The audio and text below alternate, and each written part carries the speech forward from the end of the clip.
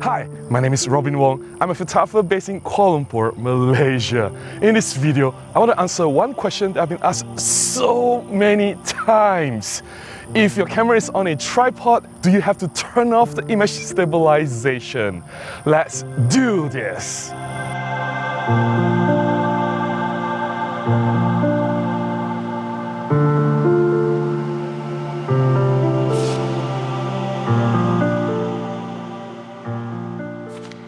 I believe it is a general belief that if your camera is mounted on a tripod, since there is zero movement, you do have to turn off the image stabilization, mainly because if you turn on the image stabilization, the stabilization will try to keep the camera steady, it will keep moving, there'll be micro movements, and that can cause some blur in the final image if you're doing long exposure photography.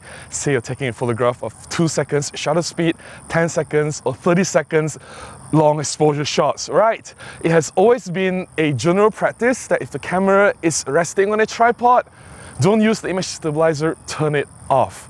However, I'm starting to believe that the image stabilization feature has evolved, that especially if you are using Olympus OMD system, that the 5-axis image stabilization is smart enough to detect the camera is not moving and it will automatically not move the image sensor. That is just my guess. I have no evidence to back this up whatsoever. Or another possibility is that the image stabilization is so strong and so powerful that even the camera is not moving, it will still be good enough to keep the sensor steady and prevent any blur, especially when the camera is on a tripod. Whatever it is, I want to answer the question once and for all. If your camera is on a tripod, do you have to turn off the image stabilization? Let's find out. I am now quite high up on a hill overlooking the Bukit Jalil Stadium, and we're going to do some long exposure shots. I have the Olympus 25 f1.2 Pro mounted on my EM1 Mark III, camera on tripod of course. I'm shooting with the shutter speed priority. I want to control the shutter speed as we go along. And for the first test, we will leave the image stabilization turned on.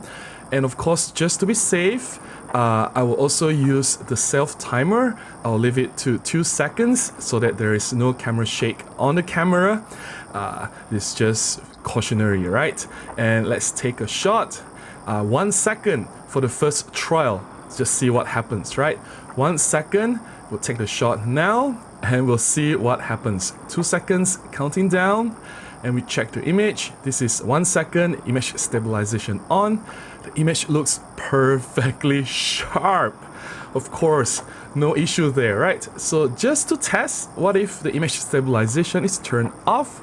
We'll take another shot, all the settings remain the same. Let's take the photograph, 2 seconds, and now, because there is some micro movement on a tripod, the image isn't exactly tack sharp, there is some softness. It's very important to use a sturdy tripod. I use a very light travel tripod, so image is not 100% sharp. There you go. IS helps actually in some situations.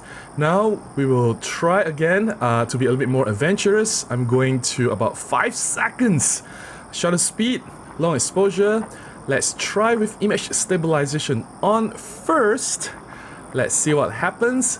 Let's take a shot, 2 seconds counting down, and I'm expecting the camera to also have some dark frame subtraction. There you go.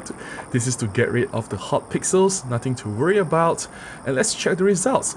5 seconds, long exposure with image stabilization, perfectly sharp. Look at that. 5-axis image stabilization works, guys.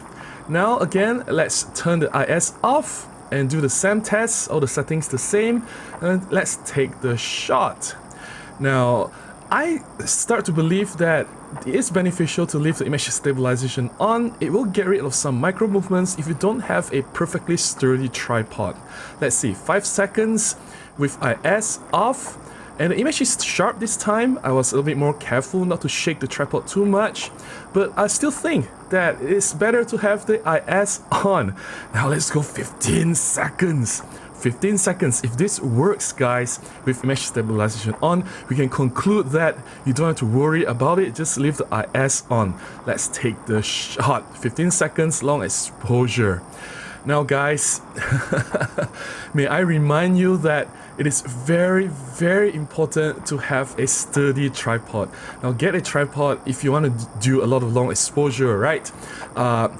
I'm just doing videos, so the tripod doesn't really matter. I want something easy to carry around, a compact, light tripod for video purposes. But if you do a lot of long exposure, get something with a little bit of heft, something heavier to stabilize the camera better. Something that if a cat walks by and kicks your tripod accidentally, it won't fall down and kill your camera and lens on the spot. Okay, 15 seconds with image stabilization turned on. How is the result? Look at that. Perfectly sharp. No issue whatsoever. There you have it. Based on that simple and quick test, it is very clear that you don't have to turn off the image stabilization when the camera is mounted on a tripod. Image stabilization on and off, you still get pin sharp images. I hope that answers the question that I've been asked so many times. I can confidently say that you just leave the image stabilization on your camera on, you don't have to worry about it. The insects and bugs in this park, they are screaming at me. I have to end this video soon. I hope you found my simple test beneficial to you. If you do, please consider buying me a cup of coffee, or you can contribute directly to my PayPal. Links in the description below on how you can do that. Any small contribution will go a long way. It will definitely help me to continue making similar content and publish them right here. Please remember to give me a thumbs up, comment, share, and subscribe. I'll definitely see you again in the next one. Remember to go out and take more photographs. Bye-bye.